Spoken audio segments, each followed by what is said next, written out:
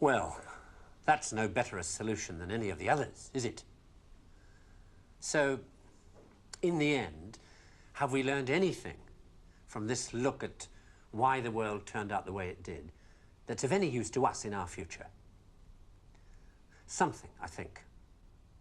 That the key to why things change is the key to everything. How easy is it for knowledge to spread? And that in the past, the people who made change happen were the people who had that knowledge, whether they were craftsmen or kings. Today, the people who make things change, the people who have that knowledge, are the scientists and the technologists who are the true driving force of humanity. And before you say, what about the Beethovens and the Michelangelos? Let me suggest something with which you may disagree violently. That at best, the products of human emotion, art, philosophy, politics, music, literature, are interpretations of the world that tell you more about the guy who's talking than about the world he's talking about. Second-hand views of the world, made third-hand by your interpretation of them. Things like that, as opposed to this. Know what it is? It's a bunch of amino acids, the stuff that goes to build up a worm or a geranium or you. This stuff's easier to take, isn't it? Understandable, got people in it.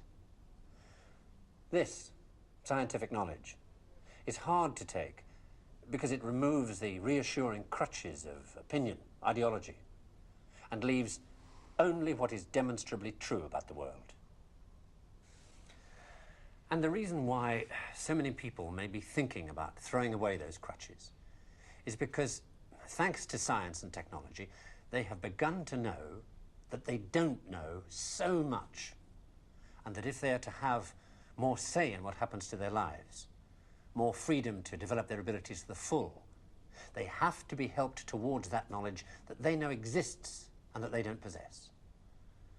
And by help towards that knowledge, I don't mean give everybody a computer and say, help yourself. Where would you even start? No, I mean trying to find ways to translate the knowledge, to teach us to ask the right questions.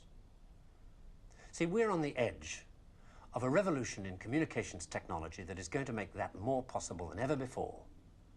Or, if that's not done, to cause an explosion of knowledge that will leave those of us who don't have access to it as powerless as if we were deaf, dumb, and blind. And I don't think most people want that. So what do we do about it? I don't know. But maybe a good start would be to recognize within yourself the ability to understand anything, because that ability is there, as long as it's explained clearly enough. And then go and ask for explanations. And if you're thinking right now, what do I ask for?